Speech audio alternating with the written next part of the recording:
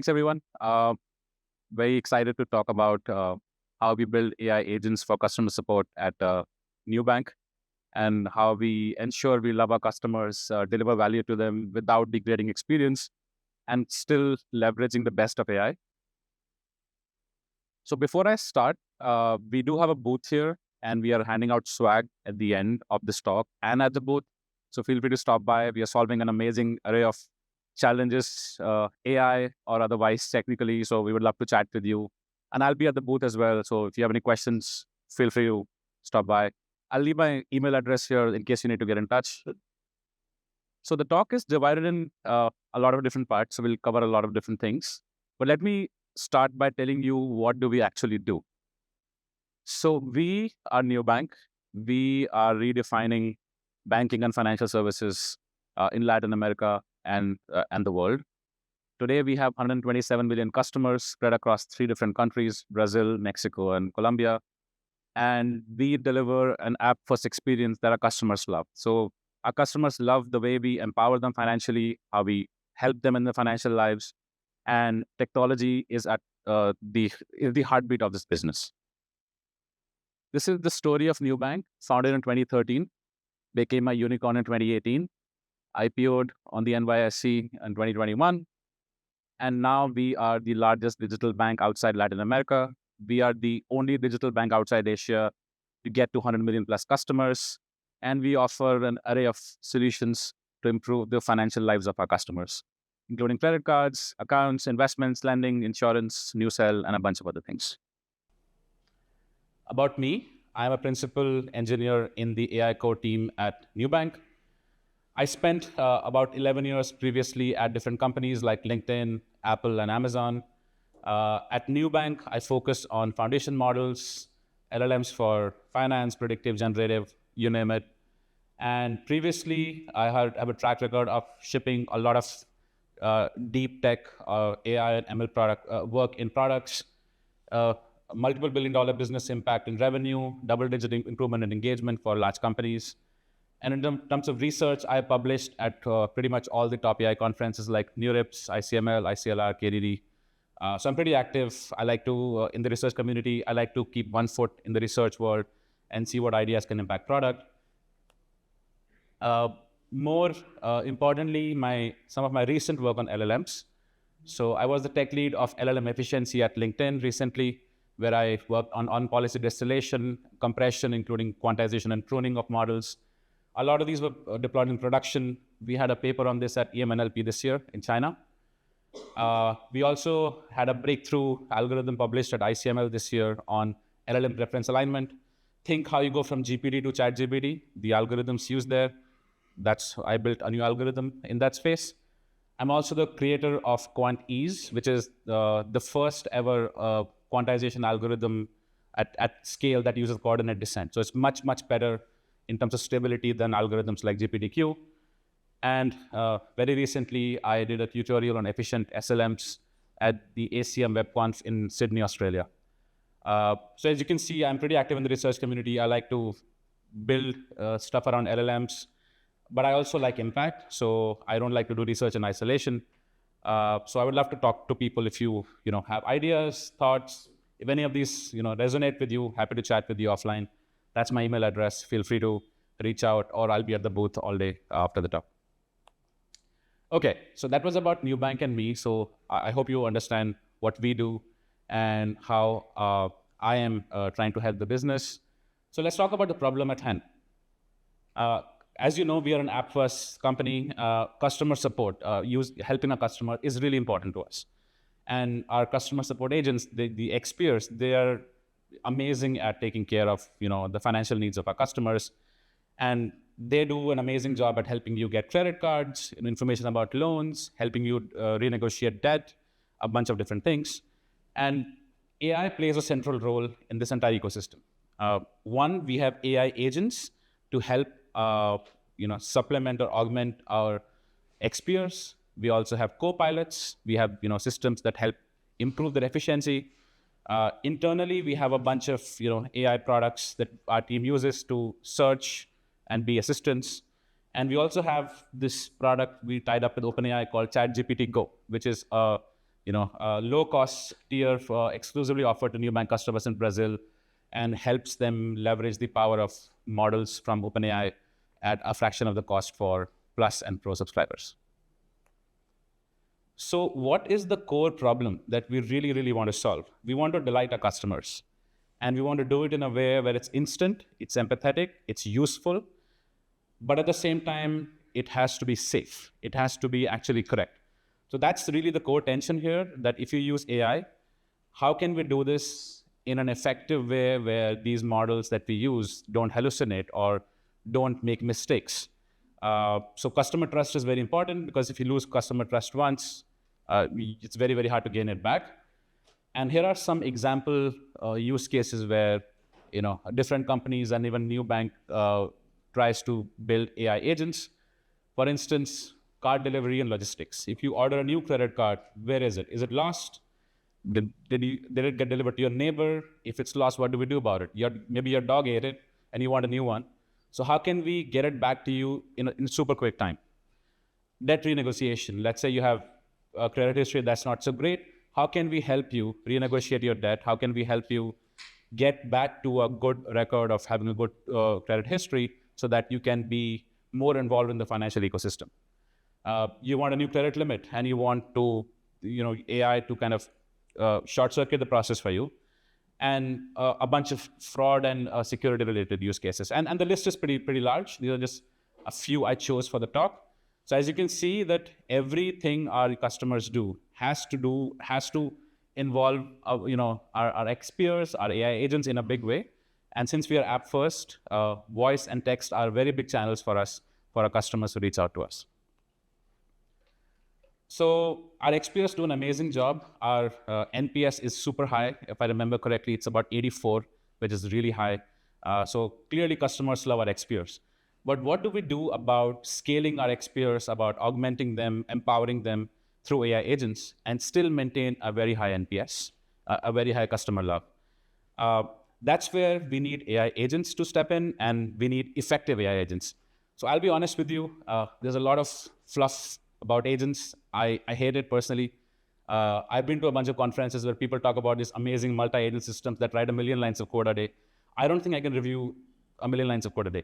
So my talk is focused on what do we do to build something that actually works. And it may not be impressive from the sense of it's not multi-agent, it's not writing 1 million lines of code a day, but as I'll show you the results, we see that our customers love it. So that's the focus of my talk. I'll define all of this stuff on the slide in a second. What is an agent? Because even that question is such a hard question to answer.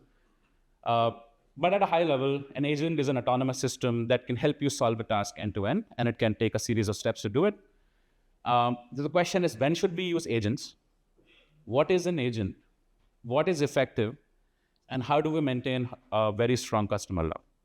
So let's dive into each of these slowly. I have a lot of slides on this. So let's talk about what an agent even is, because I feel there's a bunch of people I talk to, they say, oh, I'm going to build an agent. I'm like, do you know what an agent is? And I get blank stares. So let's define that, right? As you know, with LLMs, if you're not training your own LLMs, the only leverage you have is you can prompt it.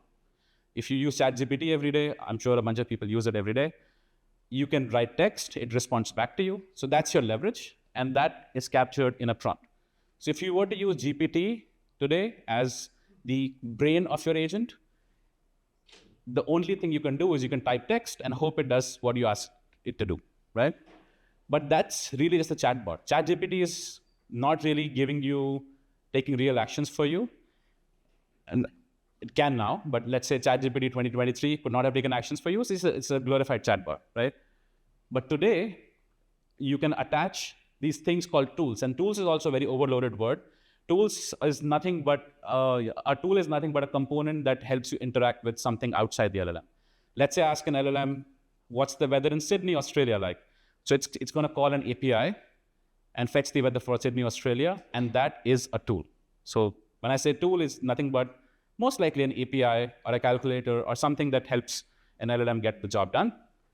So usually you pair a prompt with a bunch of tools. For instance, for customer support, I may want to get the information for this customer I'm talking to. So I have an API called Get Customer Info. I want to check the delivery status of this person's credit card. So I have another tool. And I want to search against a knowledge base about and some kind of FAQs. That's a search tool, right? So as you can see, your agent is usually nothing but a bunch of text and a bunch of tools. And honestly, that's really it. Like I can dive into fine tuning and a bunch of stuff that as a nerd I love. But if you are building your first agent, I would not advise doing that. Just figure out what is the hero use case for your intent and just go after that. And that's one big lesson that I have learned personally, that you need to build agents that actually do the job. You can't just build chatbots and hope your customers are going to love it. So as I said, the word agent is so confusing. Every company calls something an agent. And for instance, Anthropic calls a bunch of stuff workflows and the other stuff agents. But OpenAI calls everything an agent, right? So who knows what the right definition is? It's not settled. But this is my definition, shamelessly copied from Anthropic's guide to build effective agents. So let's talk about a workflow. So a lot of you are software engineers, you understand that you have these DAGs, directed acyclic graphs of stuff that you want to do, right? You want to start with unstructured data. You want to parse the data. You want to train a model on it, and then you want to ship the model. So if you're following a predefined set of paths, that's a workflow, at least in my book. Whereas there is this category of agents called react agents, which mean reasoning and acting, and action. And what these agents do is they think, they reason, they act, and act could mean they call a bunch of tools, and then they observe the output, and they can keep doing this in a loop until they stop. So conceptually, these are a lot simpler to understand at a high level, but they're really powerful. How many people have used Cursor in this room? Quite a few hands went up. So most Cursor agents are React style agents. They are taking as input your question about code. They call a bunch of tools, and they keep iterating on their own output until they feel they should give control back to you. And most powerful agents should be React agents. Of course, there are other paradigms that could work too. But I would say the majority of powerful agents conceptually are very, very simple to define. Your brain is the LLM. You have a bunch of tools which are actions the LLM can take. And that's pretty much it, right? That's how you build an agent. Now, let's talk about what makes an agent effective. Because this is where I feel most people get it wrong. And it requires a really high level of rigor to make your agents actually work. Now, coding is a very good product market fit for agents. That's why you see companies like Cursor releasing their own models like Composer 1, OpenAI, Anthropic, Google releasing amazing models to do coding. But you don't hear of many agents outside the coding domain that actually work. If you remember, OpenAI released an agent to do, book tickets for you, flight. I tried using that, didn't work for me. I've tried to make it do a bunch of other stuff as well, which kind of worked. So I tried to make it kind of research products for me if I want to shop and I have a limited budget. It does an okay job, but coding is at a different level at this point, right? Coding is an amazing product market fit. And code is a lot easier to verify. You can compile it, you can check the output. So it's such an easy way for you to check if you're doing the right thing. So the signal you have is great. But how do you know if your signal you have in customer support is great or not? That's such a hard problem because the customer may or may not give you any feedback. And I'll dive into this in a second. But at a high level, you want your agents to be reliable. If you give them the same input, you want them to give you the same output almost all of the time. It has to be correct. So the answers have to be grounded in truth. Maybe there is a database you have about customers. You want the LLM not to hallucinate customer information. And that happens a lot, by the way. You want it to be delightful. I think this is where I feel personally Nubank is a cut above, where we really care about our customers having a great time with using our app. You want it to be compliant. As an AI researcher, my least favorite, but very important topic. Compliance is important. You want to adhere to strict regulations, and you want to bake this into your agent, right? And finally, it has to be measurable. Are you doing well? How are you doing well? How much are you doing well by, right? So all of these things have to be measured. And the measurable part is usually where I start. I want to measure things before I improve them. And I'll talk about an approach where we start with the measurement first. But in my mind, these are the 5 pillars of what makes an AI agent really effective. So to conclude this part of the talk, building trustworthy AI agents is important to make the lives of our customers easy. And the idea for us is we want to resolve the easy use cases, easy questions end to end. And we want to elevate our experts who do an amazing job with better context. And we want to continuously learn and improve, right? So all the feedback you're getting from customers, it's important you leverage it somehow. Most people are never going to fine-tune their own models because you probably don't need to. Although I will give you that if you fine-tune using reinforcement learning, that's the rage in Silicon Valley right now. You will get some benefits for sure, but you have to ask yourself the question that, do I care about getting 90% of the way there? Is that enough for me? Or do I want the extra 5%? If the answer is, I don't need the extra 5%, let me get the 90% right, I would just focus on taking the best API model available today that you care about, maybe OpenAI, Anthropic, something open source, and giving it the best possible tools. And I'll dive into all of that in the rest of the talk. Okay, so we introduced what an agent is, what makes an agent effective, are the different criteria an effective agent should qualify for to be effective. Let's talk about the evaluation problem. And this is something that is very close to my heart. So most CEOs in the world who do customer support care about metrics like this. So for people who don't know what NPS means, it's Net Promoter Score. Think of it as a thumbs up and a thumbs down. So you are measuring at an aggregate level, how many people say this was a good experience? Sometimes when you talk to customer support, you get a survey at the end. So this is that survey, right? So a lot of CEOs really care about this because it gives you a snapshot of, do my customers love what I'm offering to them or not? Then you have something like self-service resolution rate. How many use cases were solved by AI end-to-end? Or how many were actually sent to humans? And how much time am I taking to solve open tickets? So if you get a very high volume of tickets like we do, we get an insane volume of tickets. How do you solve them effectively so that you don't overload the XPers? And you also make sure the customers get their queries solved in a really, really simple and fast fashion, right? But the problem is, and it's so funny, not many people talk about this, I don't answer surveys. A lot of people don't. And I'm not going to tell you the exact percent of people who answer our surveys, but it's not very large, and it's not very large for any company. How do you get out of this situation where your response rates are low? And sometimes the feedback is delayed. Sometimes the customer may answer surveys hours later, days later, and you usually are using small sample sizes.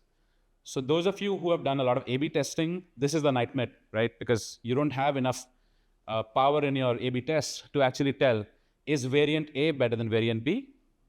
I don't really know, right? So this is a huge problem, and it's a problem for us as well. And how do you kind of deal with it? Statistically, you can't cheat and somehow get small sample sizes to give you statistically significant results, but you can do something else. And what you do is,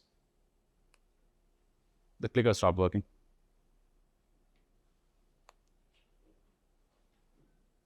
I can use the laptop.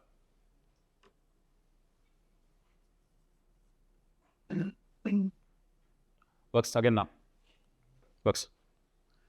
I am a big fan of, I think this is a quote from Sergey Brin or Larry, I'm not really sure to be honest, but let 1,000 flowers bloom.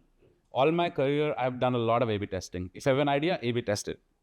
Don't trust, intuition is good, but if the data doesn't back up your intuition, your idea is terrible, right? So how do you do a very large amount of A/B testing and trust your results? And that's the really hard problem, because when I'm building agents, I want to test 8, 9, 10 different variants at the same time, but it's impossible to assign a very large amount of traffic to each variant.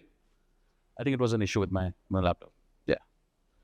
So how do you do that? And at the same time, you cannot lose customer trust, right? You don't want to test, you don't want to be casual and just test something in production that even destroys the experience for even one customer. You don't want that to happen. So how do you safely do A/B testing?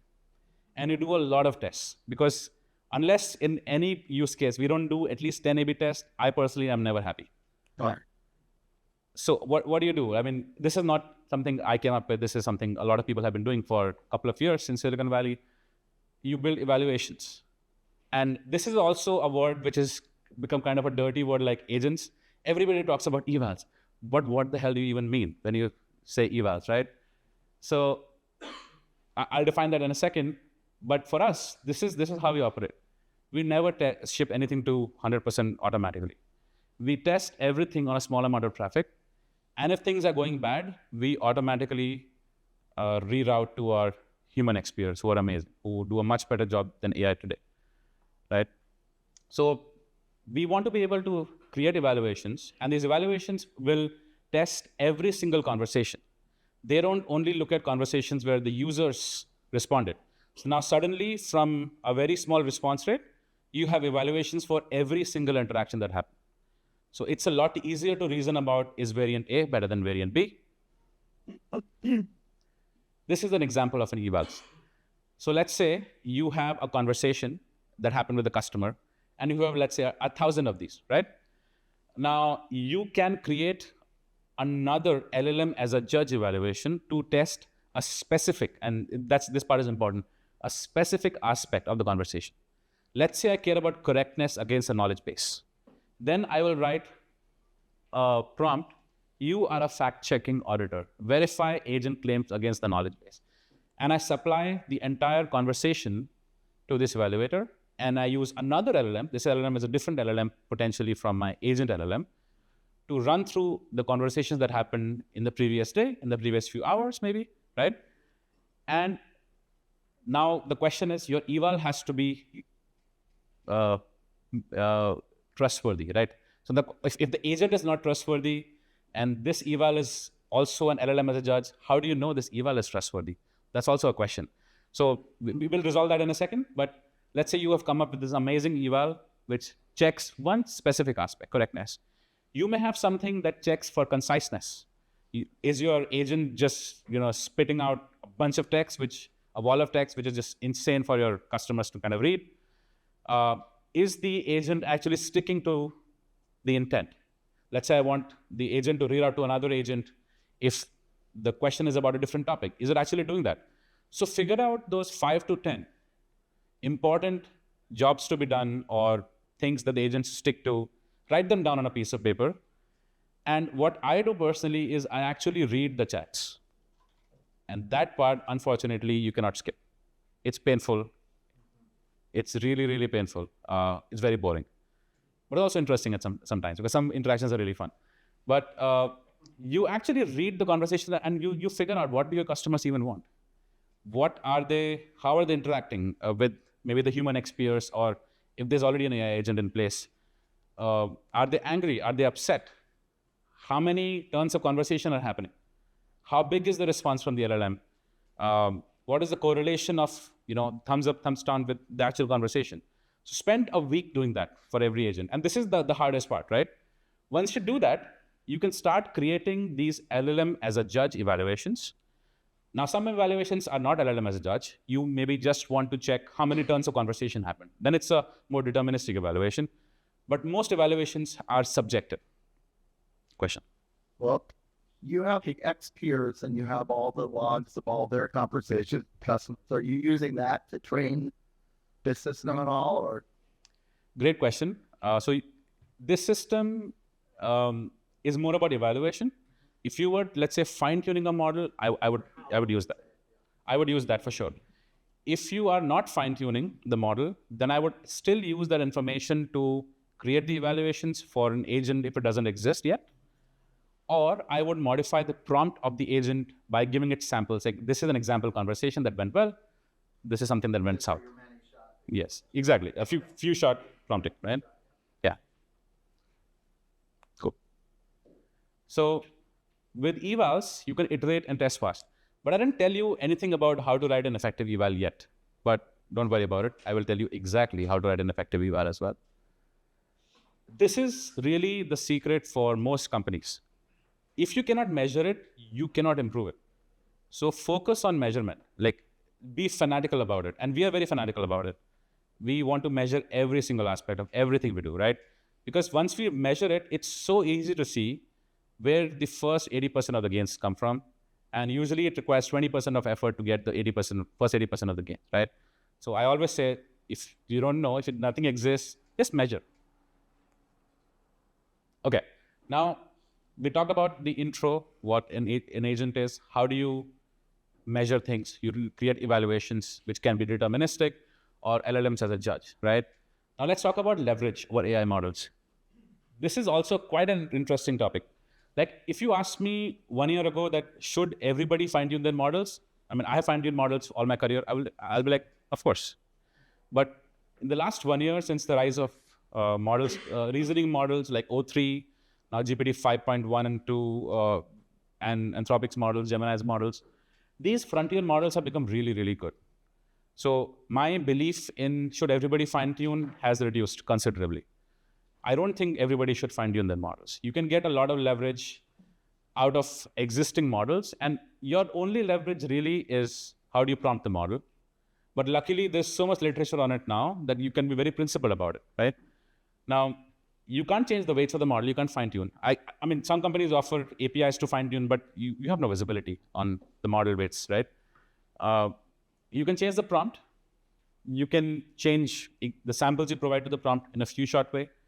You can change the schemas of your tools, then the description of your tools. You can write evaluations, but there's not much else you can do. But honestly, you don't need it. Like I'll show you some examples where it'll be so clear that these frontier models are so good that if you just know how to instrument them and use them well, you can do an amazing job. So let's talk a little bit about prompting. I'll come back to the prompting topic later as well. But at a high level, this is pre-2022. When people say zero-shot prompting, you want to prompt the model with no examples.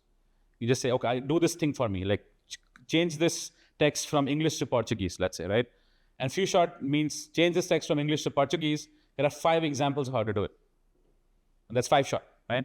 This was the early way to do this. Now we are in the reasoning era, and this is so new, people don't realize how new this stuff is. It's literally like 12 to 14 months old. With OpenAI's O1 model, these models can now think. And the chain of thought is an older paper, but before chain of thought, after chain of thought, like how do you integrate this into the model itself? You have this reasoning phase where you give an input, the model reasons, and the more it reasons, the better it gets. That's another kind of astounding thing. So most models today, they reason over your input, your prompt, and then they act. And one very important thing is models aren't interchangeable. If a prompt works for DeepSeek R1, it's not going to necessarily work for Gemini. And we learned it the hard way. When we switched from GPT 4.1 to GPT 5, suddenly our agents just stopped working. Because GPT 5 it's a much better model, but it assumes a lot less. And we didn't realize that the implicit assumptions of GPT 4.1 were actually really helpful for us. And once they went away, we were like, oh God, like we need to rewrite the prompt again for GPT-5. So your prompts are also very much tied to a model version, a provider, etc. Right? So prompting is powerful. That's the only leverage you have if you're using a frontier model, or even if you're deploying an open source model like Qwen or something. But they're brittle, right? Like even a few lines of change in the prompt can lead to huge changes to output. I'll give you an example. We built an agent to help our customers, and there was a particular parameter in one of the tool calls, and GPT 4.1 would keep hallucinating it. 80% of the calls it would hallucinate the input to the model, and we changed literally 3 words in the prompt, and it went away. And I cannot explain why that happened. It's so much duct taping, but unfortunately we had to do it. Which also tells you that humans should not be prompting, right? Like, for those of you who have used DSPy or prompt optimization in the past, it is a terrible idea. I'm sorry, I'm not going to offend any product managers here. For product managers to write prompts, it is a terrible idea. For engineers too, but engineers can at least run the models and quickly fix those things. If you're not close to the technology, you should not be writing prompts. What you should be writing is evaluations, what your taste of good and bad is, what your taste of evaluation is. That's where I think product managers are very, very helpful in this process. Engineers are obviously, at least I'm not very useful with the taste part of things because I'm not a product guy. But prompting these models is not something that I personally believe should be democratized. It is really pointless because they are so brittle. You should let the machines write the prompts for you. So you have another LLM write the prompt for you, right? And we'll talk about that. Now, there was a question about fine-tuning. I have just one slide for it because I don't want to. All this is my favorite topic. I love it. So I wish I had more time. Very broadly, 3 different ways to do it. The hottest topic, of course, is reinforcement learning.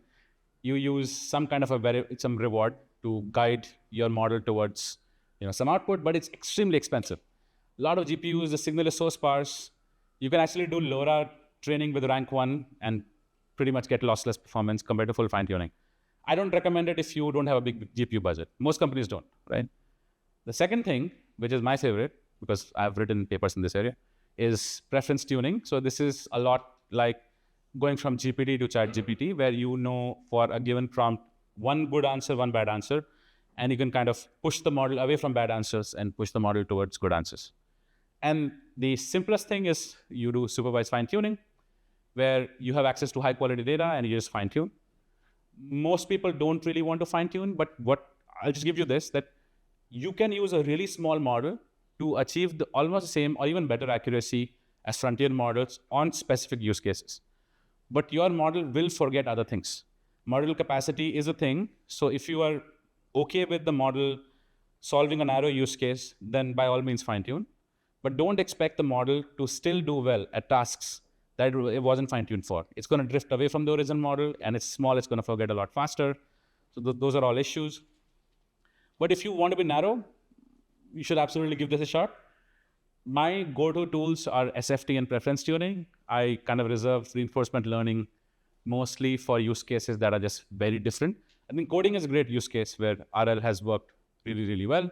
And everybody, if you throw a stone in Silicon Valley, you'll probably hit a person who's doing reinforcement learning on their laptop. But I do feel it's a little overblown. You don't need to do most of this.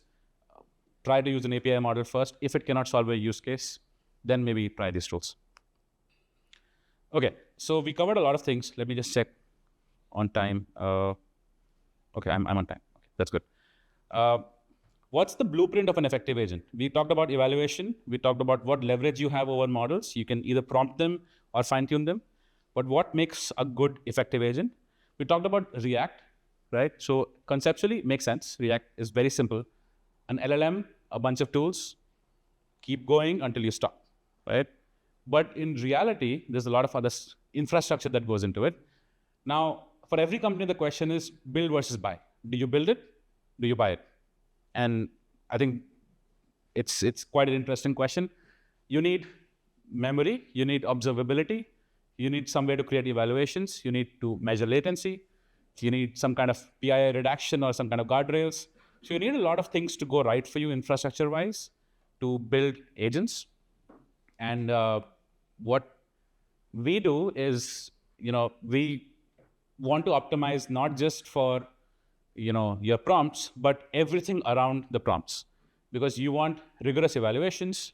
You want the APIs to be, stable and documented and versioned, because you may change the prompt or the APIs.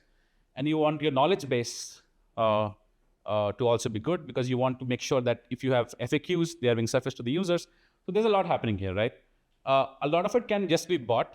Honestly, there's so many companies today doing an amazing job. So if you're building agents and you don't want to build your own infrastructure, just buy it, or just use other companies and really focus on the prompts and the tools, and everything else can be something you use. For instance, if you want to use an SDK for building agents, LangChain, LangGraph, ADK, there are so many options. Agno, there are like a million of these things around. If you ask me which one is the best, I don't know. I don't think any one of them is the best, because they're changing so fast. Eventually, we'll see what happens, but this space is so new that I cannot say that one is better than the other.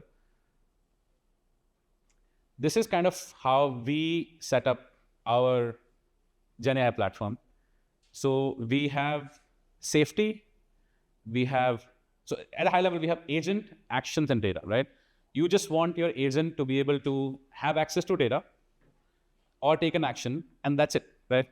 The right data, the right actions should be able to give you enough leverage to build the right agents. Accessing data is a tool or multiple tools. Taking actions are also tools, right? So we have a bunch of real actions we can take. We can fetch information about customers. We can modify information about customers. We can change something about a credit card. Those are all new actions, and there's some guardrails around that. On the data side, we can give access to your information. We can fetch information from an encyclopedia. We have some kind of a memory concept. The agent can remember within the session what is happening. And we have in the middle, your thinking brain, your LLM gateway. Either use OpenAI, some API model, or fine-tune your own if you want to deploy the model. And then there's a bunch of authentication and prompt management stuff around it. So nothing revolutionary, but I like how we've set it up. It's quite granular, modular rather, and it's kind of easy to reason about different things. And different teams can now focus on different parts of this, right? Like we have dedicated teams focusing on just the tools part, on the data part, and some teams focusing on just prompting, right? So it creates this nice setup. This is an example of evaluations. This is the only slide I'm allowed to show. So you can see on the top right, we have, it's a little small, but we have different colors for different variants. And there are 5 different evaluations. These are very specific things we measure on one use case. And you can see that lower is better. Some treatments are doing better than others on some evals. And you can see most of the treatments are doing better than control. And these are the kind of numbers you can produce within a day, right? So if you have 3 different ideas, test them, and tomorrow I can tell you which one sucks. And that to me is the best part, right? Because I have a million ideas, most of them suck. I want to know which ones suck really, really fast. This is an example of our dashboard where you can see traces of conversations, etc. And trace is just a word for the entire conversation that happens with one customer. It includes LLM messages, customer messages, and tool calls. So you have all the information you need, right? Then there is the RAG part. I won't bore you with the details here because it's all very traditional stuff. But essentially, it's just nothing but a search, right? You have a bunch of documents in your knowledge base. You want to store them. And if the user makes a query, you want to search against that, right? If the user says, oh, can I have a credit card for my 12-year-old? Then you need to know that your knowledge base has this information, fetch it, and present it to the user in the right way, right? If the user suddenly says that, is Nubank operating in the US? You need to know the answer to that question, right? So this is the search part. And then, of course, the PI redaction and the prompt injection part. This is like really important. And unfortunately, I'm terrible at this. I don't know much about AI safety, but there are a lot of people who do. How do you redact information before you send it to the models? How do you ensure prompt injections are hard to do or don't happen? All of these are things that our team is thinking about. So, and different people work on different parts of the stack. This part is also really important. Unfortunately, I have only one slide on it, but this is something we're working on. If you want to launch a variant, how do you know it's actually working before launching it, right? That's so hard to do. So can you simulate stuff offline? Can you simulate a bunch of conversations with your new treatment and say, you know what, I think it's okay to launch. If it sucks, it's okay. But I don't want it to start leaking information or start spewing hate to my customers or just being useless, right? That's something we cannot tolerate. So we have a system internally where once you create a variant, you have to we call it bug bashing. Terrible name. I came up with it. You want to bug bash before you launch. And it used to take us weeks, now it takes us days, or sometimes a couple of days. So we have this process. You take a couple of days to kind of test things out. You launch within a day or two, it's working or not. You mostly kill it. Most things we kill. But some of them do really, really well, right? And that's the thing that progresses to the next gate. There are entire companies that do this today. So I'm forgetting the names. But there are a lot of companies that just specialize in simulation. And I've seen companies partner with these simulation companies, because these simulation companies can try to attack your agent in the ways you cannot anticipate easily. And I think that's quite useful. Okay, we talked about the blueprint of an effective agent, where we discussed a lot of different things. How do you do data, actions, the brain, etc. Now let's dive a little bit deeper into the prompting part, right? Because I promise you that I will go a little deeper than the surface level about prompting. This is something I stole from a blog. I don't know whose blog this is, but I give them the sources right here. Some people, when confronted with a problem, think I'll use regular expressions. Now they have two problems. They have to write regular expression, right? Same thing for prompting. Some people, when confronted with a problem, think I know I'll use prompting. Now they have two problems. So as a human, it's just insane to be able to write like a 5-page prompt. I cannot do it. And I feel none of us should be doing this.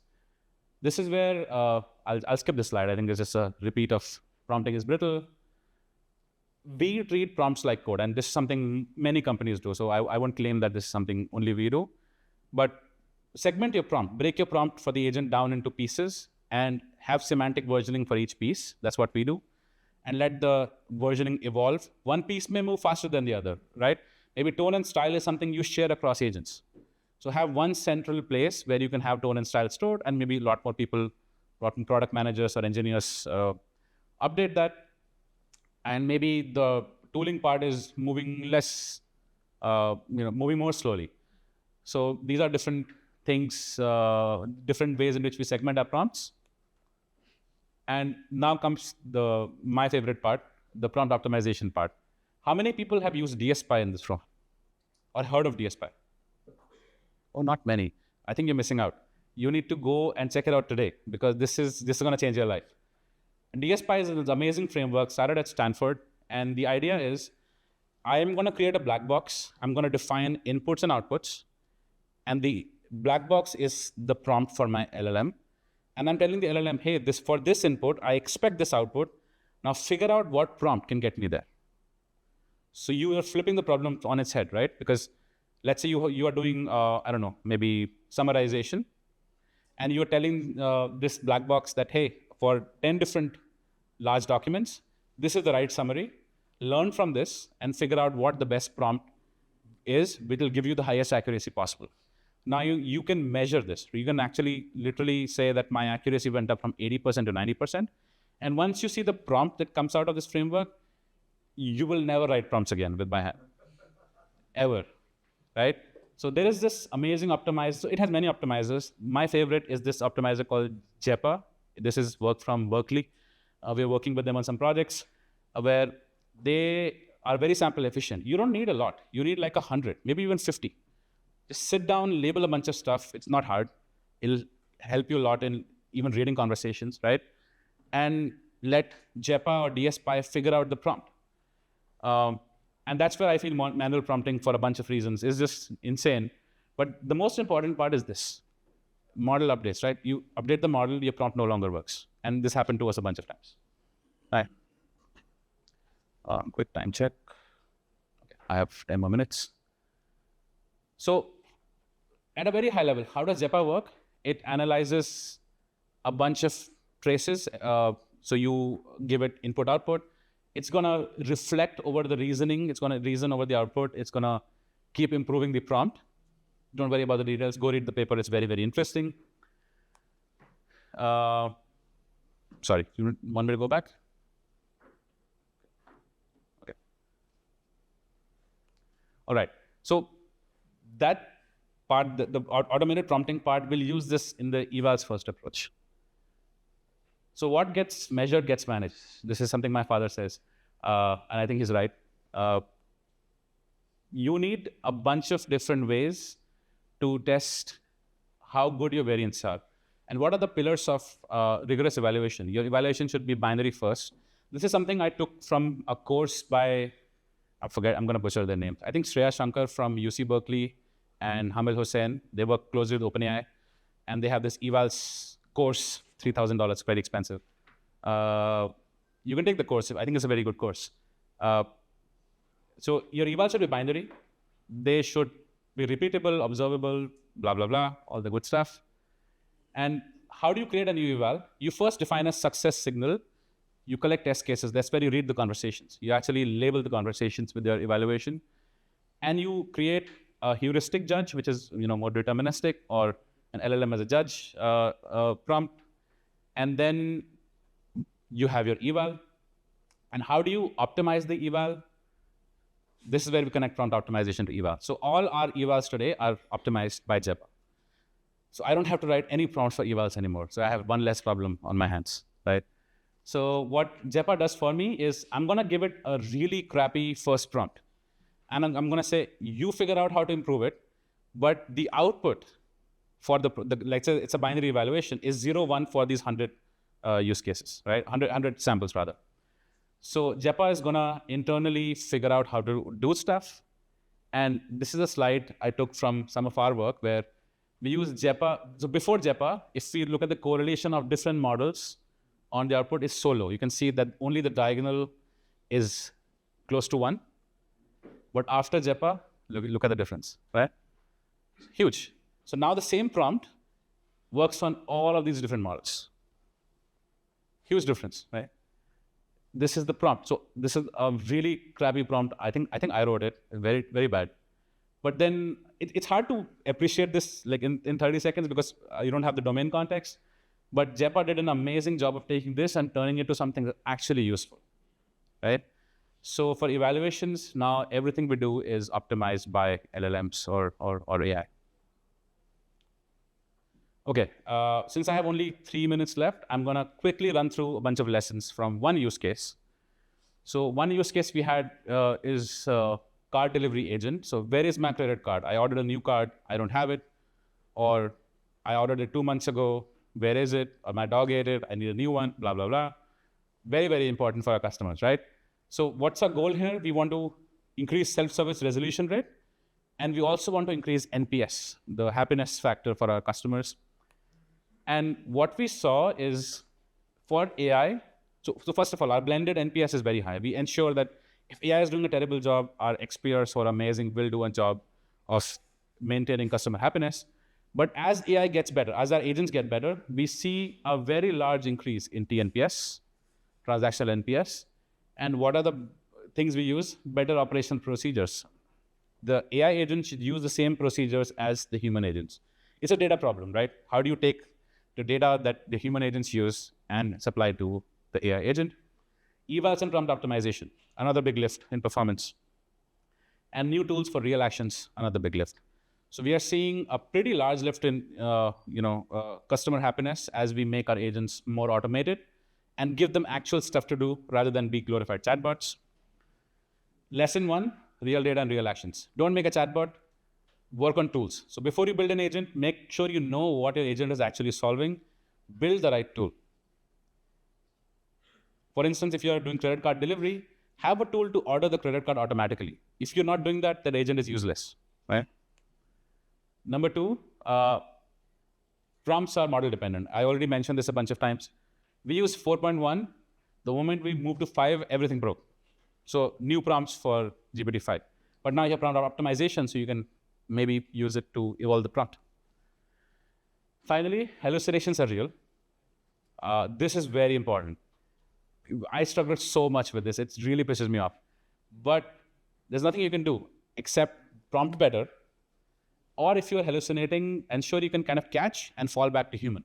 So in our case, in our use case, if we kind of figure out that a tool call failed, we just go back to human because we don't want the customer to be unhappy. And finally, effective tools are important. You need to move most of your business logic to tools. Don't let the agent figure out how to chain tools together. If 3 tools need to be chained together, just write one tool which composes the tools together. And I found out the hard way. I was chaining a bunch of tools and they kept hallucinating. I'm like, I'm an idiot. I should have just written one tool which can just call 3 tools internally. So if it's deterministic, don't make the LLM do the work, right? So this is really, really important. Okay, nothing revolutionary here. Data and action layers are the real mode. The frontier models are getting really good. Focus on data, focus on action, use a frontier model. I can guarantee you your first iteration of your agent will be a lot better than you expect. That's it. Thank you.